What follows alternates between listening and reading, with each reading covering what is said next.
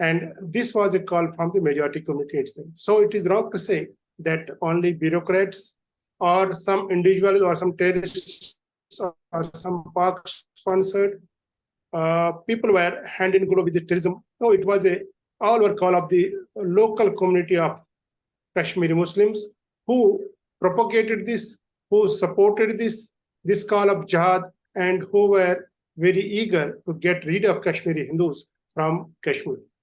So in 1986 it started, and 1990 was the full picture of this. All the people were on the roads. They were calling from the mosques. They were against the Hindus. The Hindus were being killed day in and day out. Evening, you will get a hit list that Falana people is to be killed next day. So the hit lists were being declared by the terrorist communities, and the mosques were hand in glove with the terrorists. The political class of that 1990, they were aware of this, and even the Al-Safa paper, where the editor was Saifeddin Soz, who was the Congress head nowadays also, and he was the person who was editor of Al-Safa, and in the Al-Safa front page, a call was given against the Kashmiri Hindus to leave Kashmir. Papers were fixed on the doors of Kashmiri Hindus that if you have to leave within 24 hours, and if you will not leave, your children will be killed. There is some back noise from somewhere. So, Utpalji, you have to mute. There is some back noise.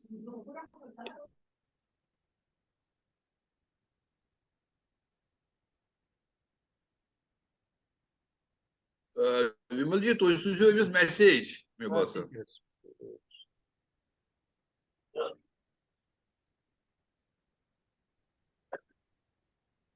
Can you hear me, Utpal ji?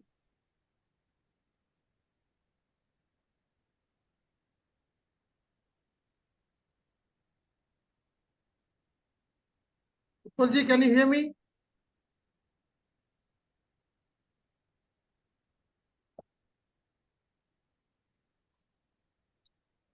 Ji वाकलू ji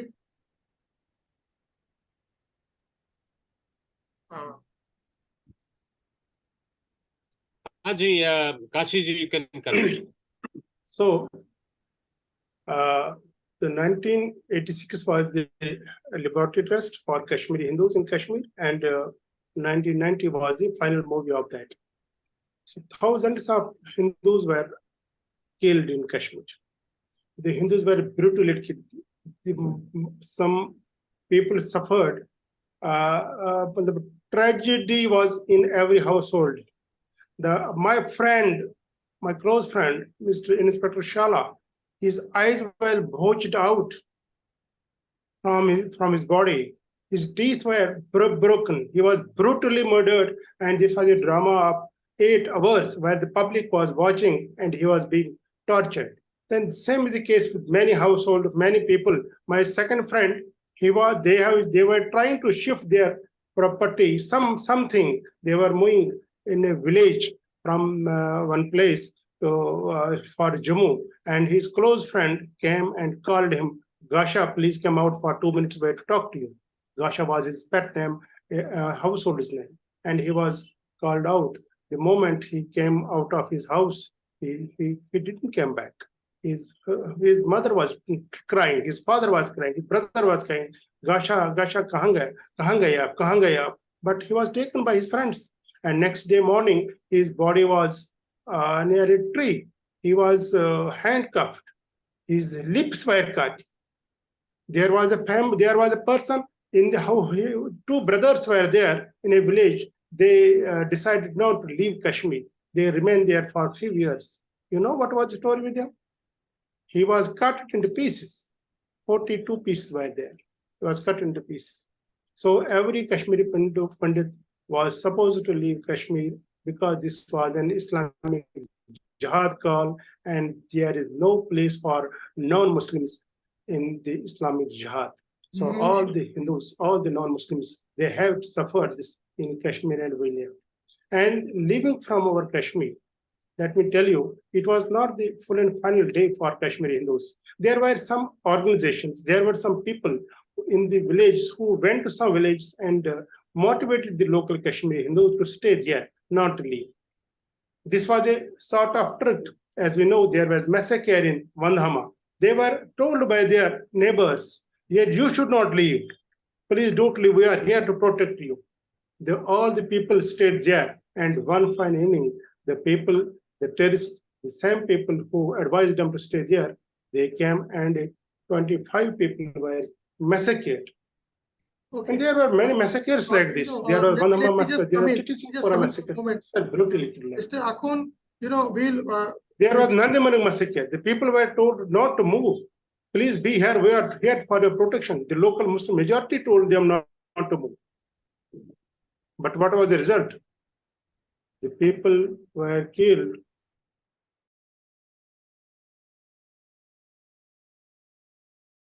And either he has to die or he has to fly from Kashmir. And this is story from when we left from Kashmir. 5 lakh, as Utpalji told, 5 lakh Kashmiri Hindus were forced to leave from Kashmir. Their houses were burned. And their property was looted. In villages, we have lost everything. Our land was already captured by them. They have already disputed by them. There is a list. This area has 1,000 canals of land, and there was names for that. This person is having such a land, Goshlal is having such land, Niranjanath is having such type of land, and they distributed the land among themselves. This land was treated as the land of Islam, and they declared that nobody should purchase this land from the Kashmiri Hindus because of this is now our land.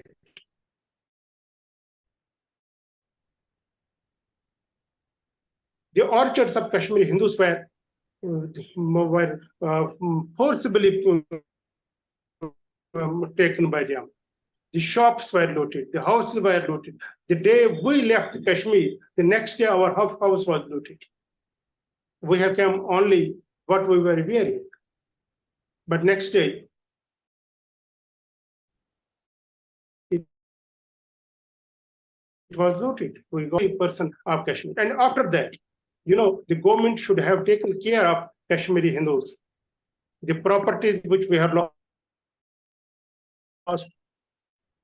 the agriculture produce which we have lost, every Kashmiri Hindu, whosoever was living in the village, they were surviving on agricultural land. So our agricultural land was snatched from us, and there was no control from our side. The government did not pay a single penny of the loss of produce to Kashmiri Hindus. Till date, no loss was given to Hindus. We were suffering in the tents. The people were not having money to purchase the food, to purchase the grains, to purchase blanket, to purchase clothes, to treat their parents, to treat their patients, to provide education to their students, children. There was nothing. We were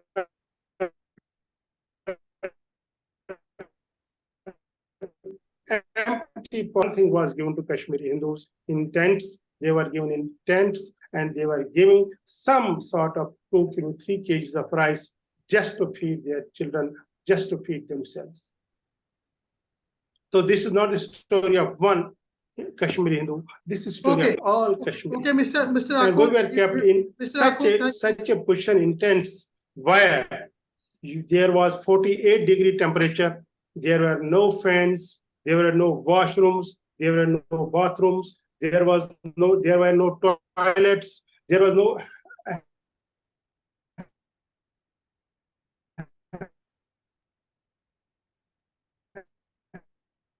healthcare system, and UT government nor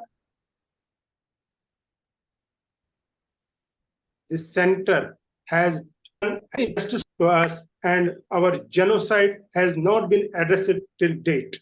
We all Kashmiri Hindus are eagerly waiting for the day when Kashmiri Hindu genocide will be recognized by the government of India. Of course, something have been done great by Union government, abrogation of Article 370, abrogation of 35 decided to eradicate the terrorism from Kashmir Valley.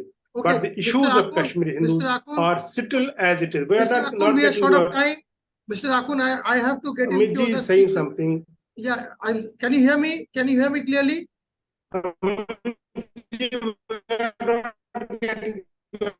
Voice. Waklu Saab, can you guys hear me? You're audible, Amit ji. Kashi ji, it Amit is ji, about you're time to come. Next speaker. Kashi ji is saying about the next speaker because time is less. Yeah, Ashwini ji, please come up with your comments on Utpali Kashmir. Toshu Bozan I would request you to Oh, वहां please से तो focus on. voice Himanshu? आ नहीं रही है ना.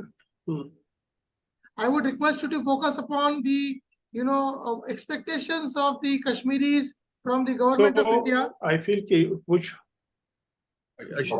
Kashi ji, to tell you. Okay. Yeah, namaskar to everyone. First of all, thank you for the invitation. And I guess the August Amit ji, panelists you have some issues with the internet. have covered at length the history of Kashmir, right from Laladitya when it was Amit to ji, the are you having some Sikh issues rulers to the with internet? Ashwini ji is speaking right now. Yeah. Yeah.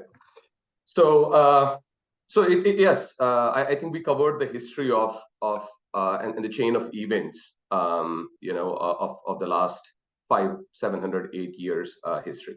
Now, if we want to take a step back and look at it, rather than focusing more on the effect of it, or what we call the tactical situation of it, if we want to take a step back and kind of pinpoint what's the cause, right? What is the underlying theme, or what's the root cause of it?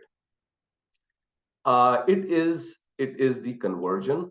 It is the religious conversion and the demographic change that has happened, and it didn't happen overnight. As Utpalji spoke really extensively about the chain of events, this started like 600 and 700 years back, and now we have gotten to a point where probably a fraction, just for customary, maybe point percentage are living right now. Now, what needs to happen? What should happen? To your point, if I touch upon go forward, right? So from a go forward, I'll just start it by a quote, which goes like, "Binay na manat jaladi jad, gaye teen din beat, bole ram sako tab, bhai bin hoye na preet." I think we have been too docile, too naive, and lacking a strategic vision in terms of, first of all, acknowledgement of the problem, right?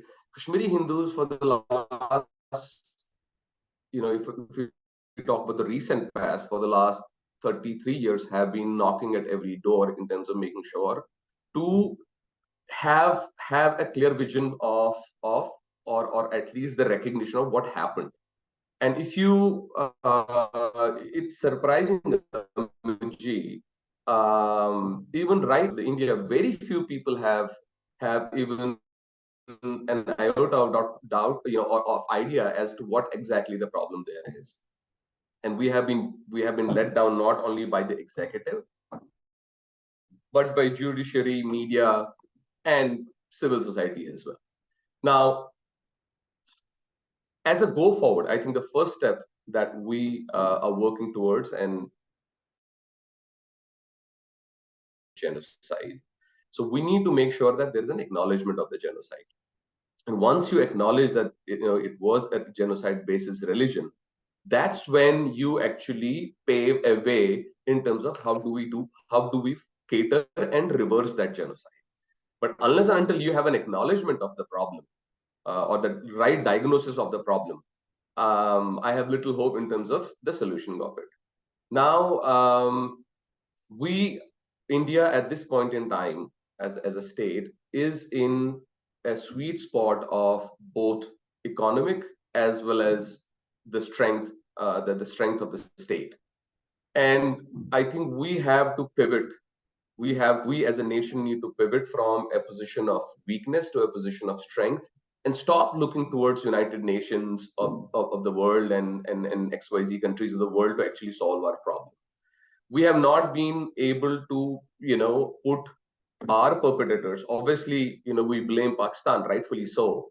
But unless and until we have our own fault lines within our country, uh, your neighbor is not gonna will not be in a position to exploit those fault lines. So I think we need to set our house in order first, and then have a plan. And it's not going to be an overnight thing. Have a strategic plan of 5, 10, 15 years in terms of how do we reverse the demographic change and the religious convergence that have happened. I'll just give you a quick example, and then I know we are at time. Rohingya refugees. If I have to, if I have to drive down to a friend's house from Noida to Delhi, believe you me, I cannot do that unless and until I have assistance of GPS. I put my GPS, a GPS address in the car, and then, then I reach to a house which is as near as in Delhi, right, in NCR. Now imagine Rohingya, illegal immigrants from Rohingya, from Myanmar, right through Myanmar and cross the entire length and breadth of India. Do you know where they have settled? It's right in the heart of Jammu, right adjacent to a very strategic army installation. You think it's fluke? It happens without a reason? And we put wool, over our eyes and say, it's just, accidental, incidental. It's not. The demographic change post 90, post 1990, once they drew Kashmiri Hindus out of Kashmir division, the next project is the demographic change that is being right now, is underway as we speak in Jammu.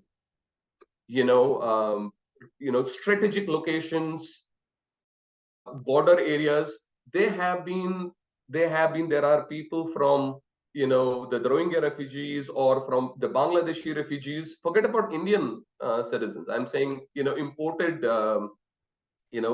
population or illegal population, I would say. And we just couldn't even get our act together in terms of implementing a CA or an NRC. That's what is wrong. History is going to judge us.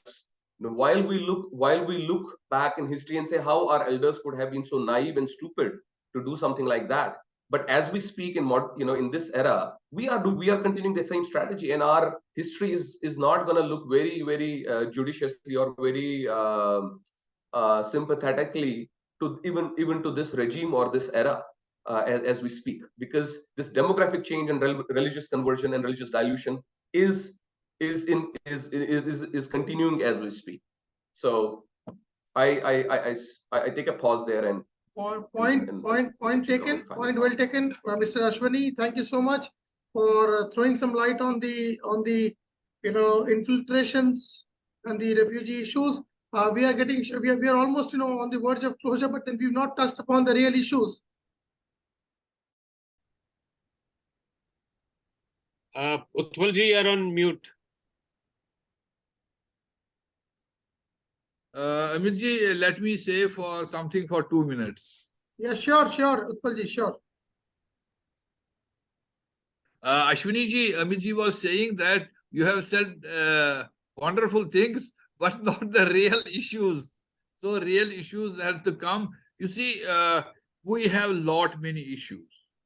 The moment we were forced from our homes and we were killed, nearly 20,000 houses were burnt, nearly 450 temples were burnt, our land was snatched, our business was snatched, and so we were on the roadside. And so it was so pathetic. Now what we want from the government? We want from the government that those who did genocide with us, they must be punished. And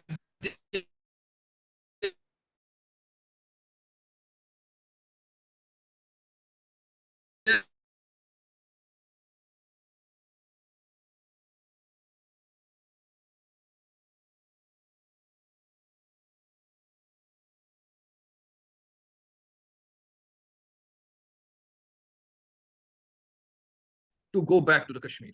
Kashmir is our home, and it is our vision, it is our dream, it is everything. So government for Kashmiri Hindus.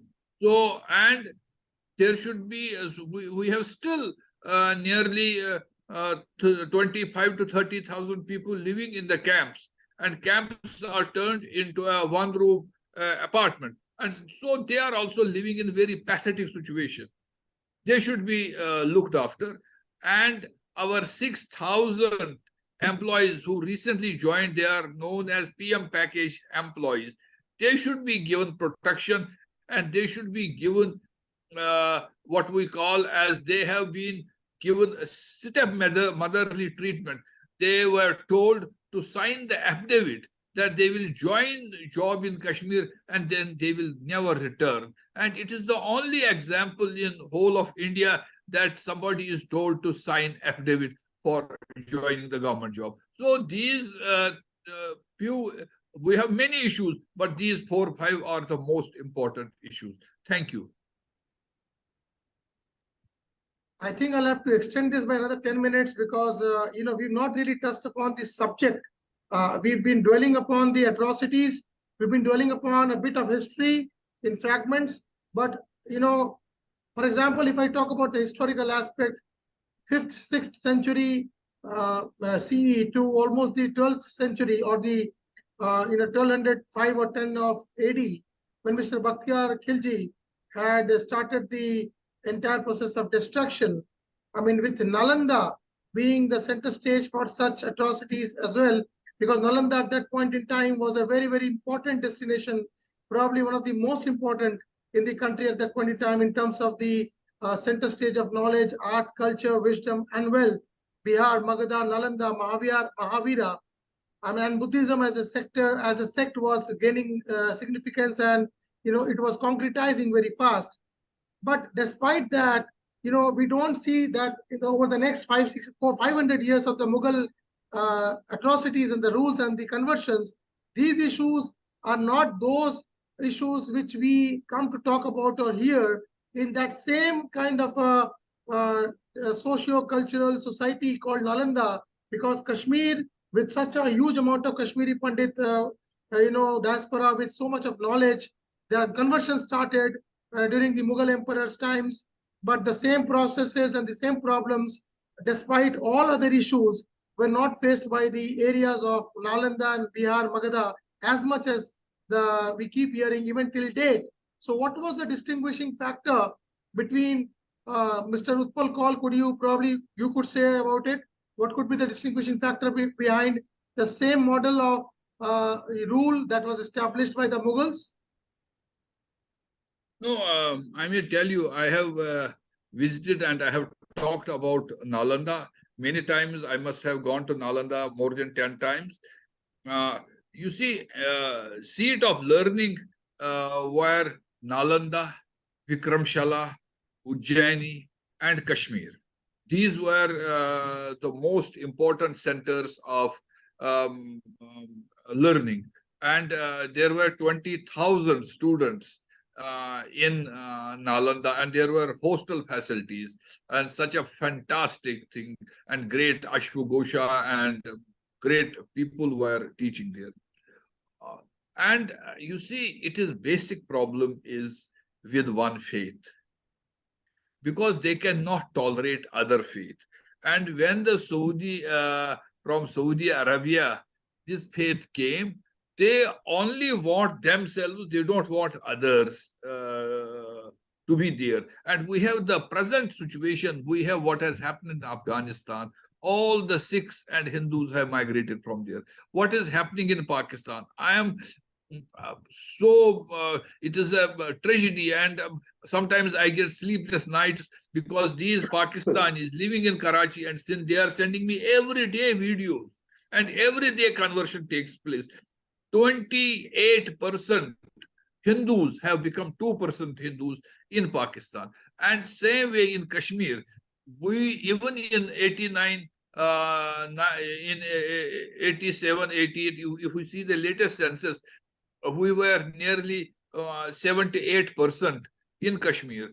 and now it is not even 1%. It is nearly 400-500 families are total there. So what I mean to say that we have to handle this a kind of jihadi ideology, because you can pump money in Kashmir. You can have a lot of 120 years, the six, I think, may correct me if I'm wrong, Ashwani was trying to touch upon the root cause, because I also tried and touch upon the root cause, because then now we'll have to move to the next stage. I mean, the root cause is conversion, and then conversion could not be reversed in the 120 years post the Sikhs. They're taking over the reins of Kashmir again in the early 1800s. So what do you think was the reason that they stuck to the Islam religion? The Kashmiri Pandits who had been converted forcefully for 400 years, they stayed Muslims. Now 120 years, they had an opportunity. The Sikhs has an opportunity. They had an opportunity to go back to the Hindu religion or the Hinduism. I mean, but they did not. So by 1947 or 40, when the census happened in 1941, 95% were Muslims. What made Radcliffe, Hari Singh, Nehru finally draw the line in a manner which has come to be a Achilles heel for India even to this date? I mean, that is what the root cause is. The conversions haven't been reversed. They stayed where they were. And despite that, Hari Singh signed the letter of accession. I am not supporting genocide. Absolutely no point. I mean, nobody has a right to kill anybody. Nobody has a right to infringe upon personal property, life, or any kind of, personal belongings. Kashmiri Pandits genocide is a fact known well to the world. It need not be certified by any authority or any human rights commission. That's a separate issue. These are all effects. These are all effects. Yeah. What is the cause, Utpalji? Conversion I tell you, and you will be happy to know that I have published a book called Converted Kashmir. It was published in 94, and the Hindi version is Dharmantrit Kashmir. Kashmir, present problem of Kashmir is only conversion. And it is the Hindu mentality that the moment somebody becomes Muslim or Christian, we don't try to bring him back. And this is the most important issue, and where the Hindus got defeated, where the Kashmiri Pandits in Kashmir got defeated, where the Sikhs got defeated. Sikhs won the war, but got defeated in the social aspect. If somebody, my brother, became Muslim, I said, oh, ye jhootha ho gaya, ye apavitra ho gaya, isko main ghar mein nahi bulaunga, isko maine chhod diya. Utpal ji, allegations here, because I have not invited, Surender ji wanted me to invite people from the other side of the fence, but I have deliberately not invited, because I believe in one thing. If you believe in an issue, debates are not required. Only, kind of expanding your thoughts as well as your points of, view need to be concretized to the policymakers. Because, if something is wrong, it is wrong. Genocide is wrong, it is wrong. But now, how do we reverse it? We'll take it in the next stage. Yes, you are right. Conversion, anti-conversion, or probably reverse conversion never happened. But then allegations are also there, because the 5%, 7% of the Kashmiri Pandits who were still not converted, they controlled the administration, they controlled the reins of Kashmir during those late 1800s and the early 1900s.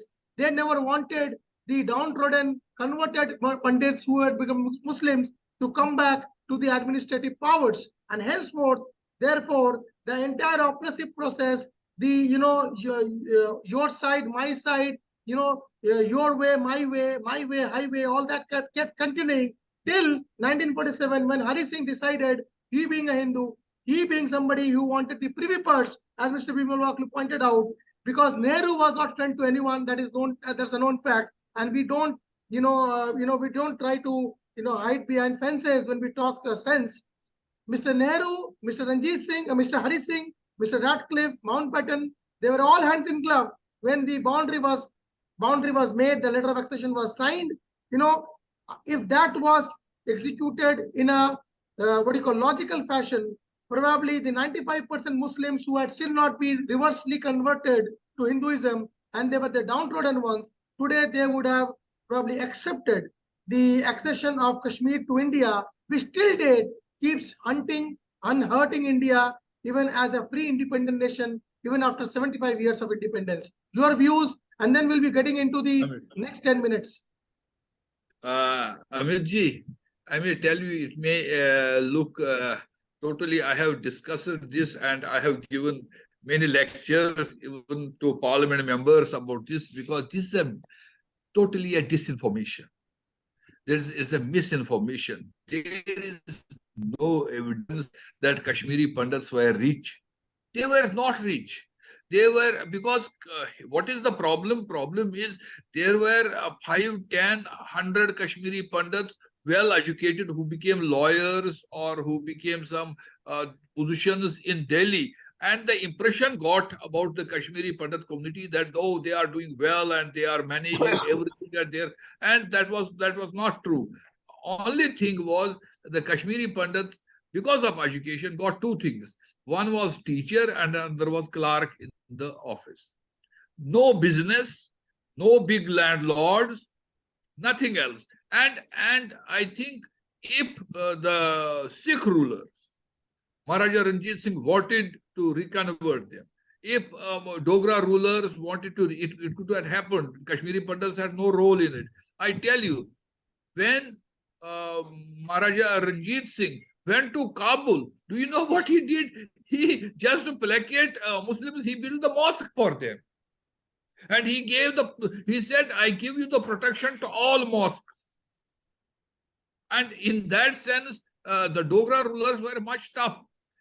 When these people in Kashmir majority community were creating problem, and they were starting politics from the mosques, he converted big 3 mosques into a shali store. Shali store means where the grains were kept, rice and all these were kept. Kashmiri Pandits had no position at all. They were just teachers. Sir, and can I clerks. ask you, sir, Utpalji, can I take the opportunity of asking you, or probably anybody else could answer, Ashwini, Kashki-ji, anybody could answer, Vimal Waklu-ji, that if Yes. all was hunky-dory, what made Hari Singh sign the letter of accession in favor of India, apart from the Privy Purchase and being a non-Muslim himself?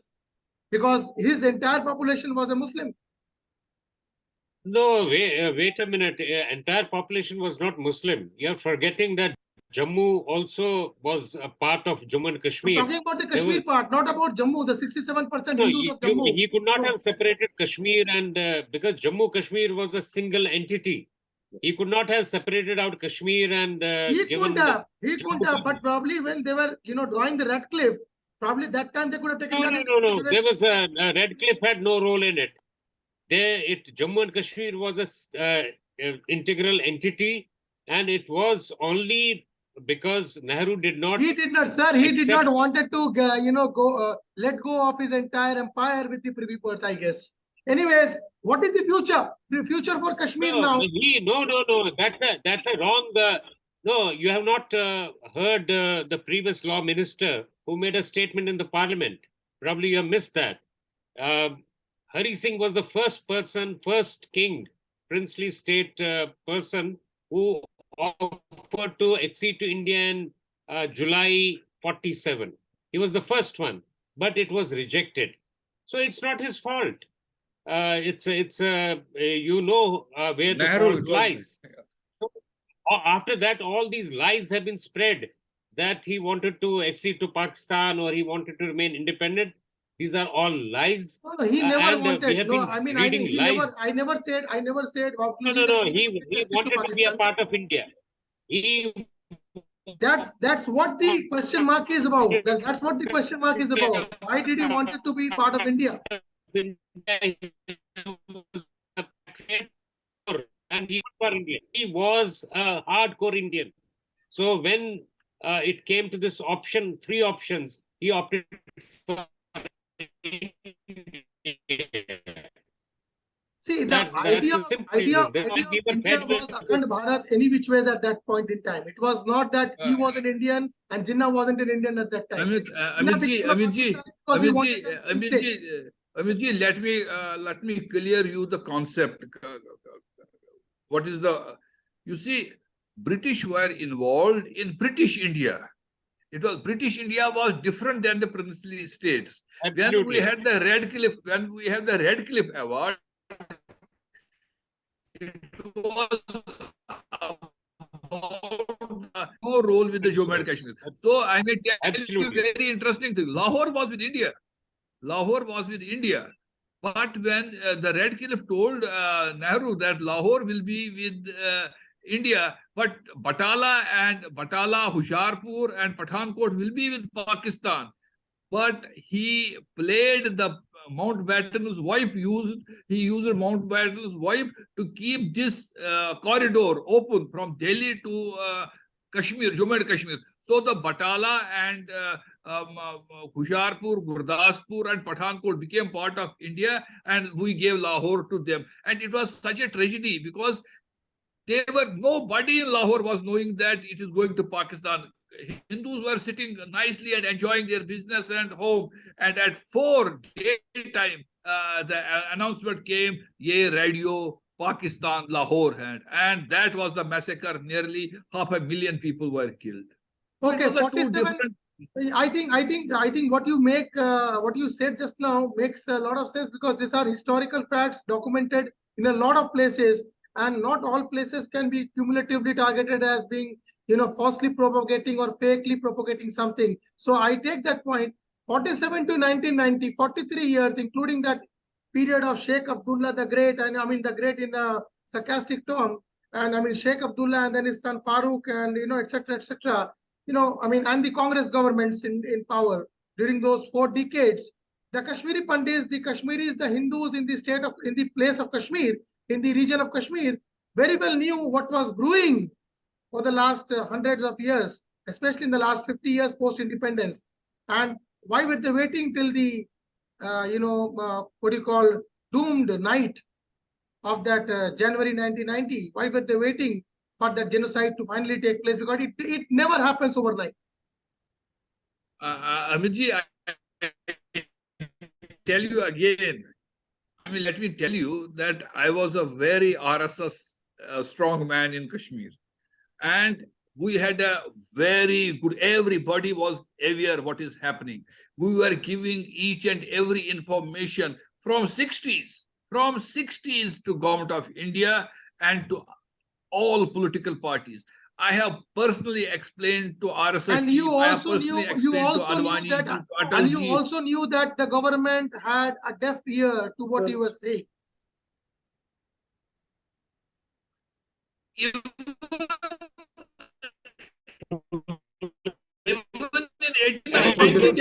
It's a well-known fact that Jagmohan, who was the governor at one point, had warned Rajiv Gandhi, and he just, because Sheikhullah was his friend, so he just ignored everything. Sorry, Farooq Abdullah. So that's a true story. I mean, where is the doubt about it? There is one thing, Amitji, I want to talk about, which narrative, many journalists have been peddling, that lot of Kashmiri Muslims also got killed. More Muslims got killed than Kashmiri Pandits. They tried to balance the things. I do not want you to play on their behalf, because in this particular show, or in any other issues or topics that we raise in the Vision series, we believe in a particular thing, and that's why we only talk from one side of the fence. There is no point, because if we believe 100% into what we are talking, we need not get opinions from the other side of the fence. That's the reason why I've kept them away. Muslims have been invaders, Muslims have been marauders, Muslims have been killers, rapists, they have been destroyers, they have been usurpers of properties of others. I have no holds barred in saying that. And when we say that, history backs me. Now, let me get into the other part of it. Now, tell me, 33, 35 years. Sir, Mr. One point I will tell you. Basically, we are what Kashmir we are pursuing. How Maharaja went against the wishes of Jammu and Kashmir. The Jammu and Kashmir was not only Kashmir. Kashmir is a 36 by 60 kilometers area where Kashmir is speaking. So Jammu Kashmir is a large land of area spread over Muzaffarabad, Kotrali, this Gilgit-Baltistan, and this Jammu, this Poonch, this one. I will say you one thing. There are 3 subas where there. Pre-1947, there were three subas of elsewhere Jammu and Kashmir, which we say. One was Subai Jammu Jagirat Wagera. Suba Jammu Jagirat Wagera. These are the biggest area of the area. And it consists of Jammu Chawni, Zila Jammu, Zila Katwa, Zila Udhampur, Jagir Chini, Jagir Badrawa, Zia Riasti, Zila Mirpur, Alakai Punish. This was a very huge area which controlled the Jammu Mizan. Then there was Subai Kashmir. Basically, we are giving a different direction to what was the actual. Subai Kashmir was a small part of that, and it consists of Srinagar, Srinagar, Shahar Srinagar, Ziyarat Junubi, Wazarat Shumali, Wazarat Muzaffarabad. These three areas were a part of Kashmir, which we say. And there was again another Suba, there was Ilzarai Saradi. This Saradi included Wazarat Ladakh, this included Gilgit, this included Balochistan, and this was also one of the areas. Though Kashmir was a small part of this, and we are, because of it has been hijacked, the people of Kashmir, the Muslim majority of Kashmir is hijacked it and kept all India at hijacked the agenda of Jammu and Kashmir. So we are always discussing as if Kashmir has been. How does the position, Akhund Sahab and Utpalji, all of you, how does the position get reversed despite all the efforts of the government of India in the next 25 years now? Because the Muslim population is still the predominant population as far as the demography is concerned of that particular region, if you only talk about Kashmir. And their affiliations to India. With your speech. Amit, there is a problem with your speech. You were not clear. Okay, let me repeat, Faklu Sahab. I mean, how do we reverse the situation despite all the efforts of the government of India in the next 25 years? How do you think the situation can be reversed towards taking Kashmir to its deserved potential? Because still the Muslim population is what it is as far as the demography is concerned. And elections, no elections, Article 370, no 370, Rohingyas being transported there, imported there, China playing havoc through Ladakh, all that will continue. How do you think, despite the demography is not changing, that still the root cause of the problem is the religion? How do you think the government of India can take forward the steps it wants to take, the investment it wants to make? And what about the private sector? I mean, if the government of India has to take so much effort to do something over there, how can the private sector get confidence into investing into Kashmir? Because without the private sector's investment, I mean, the entire process of bringing Kashmir into the mainstream, the entire process will hit a roadblock. What are your views on that? First of all, let me again come back to the same point where I left earlier. We need to distinguish between Muslims and Muslims.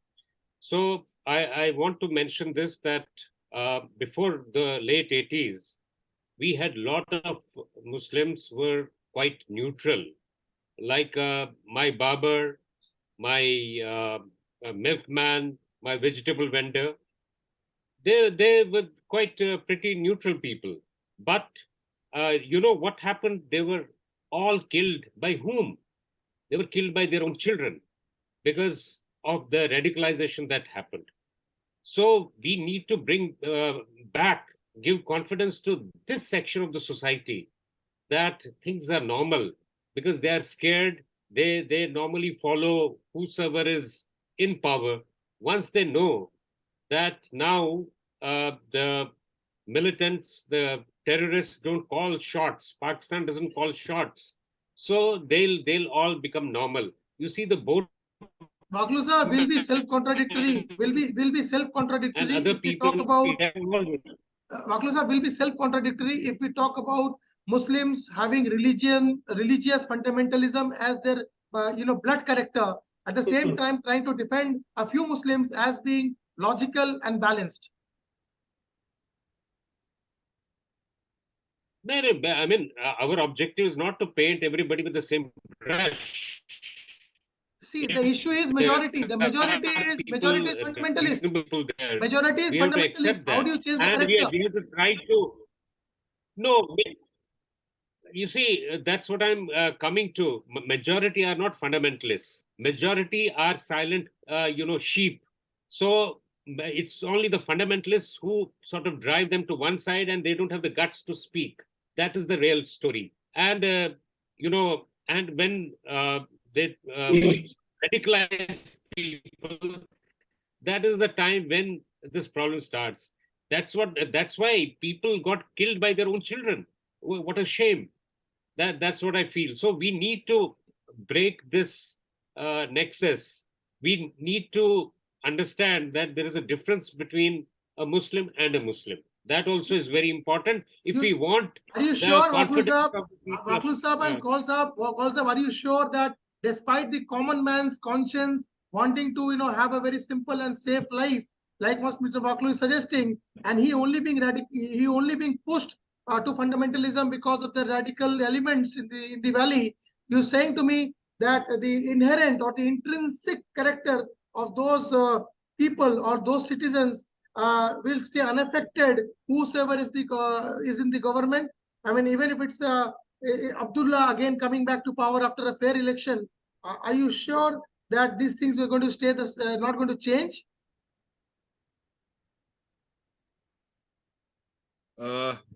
Let me say one thing, Amitji, you must remember, and everybody must remember, Kashmir is with India.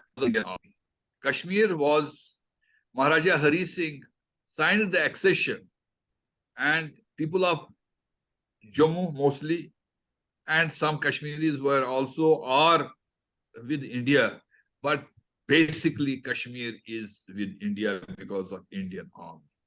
And if Indian army is strong, if our security forces are strong, and they will act against terrorists, against jihadis, peace will return to Kashmir. And there is a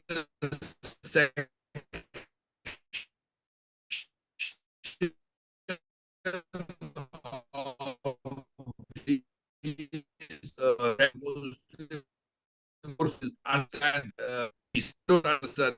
Peace is force. We have to force peace on them by way of Indian army is very, very strong. India is very strong because earlier they were calling that India is the Indians are dhoti.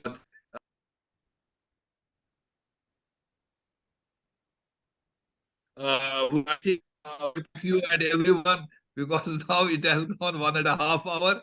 And thank you very much for such a wonderful discussion. We will meet again and take our voice forward. Thank you. Thank you All, gentlemen. Thank you.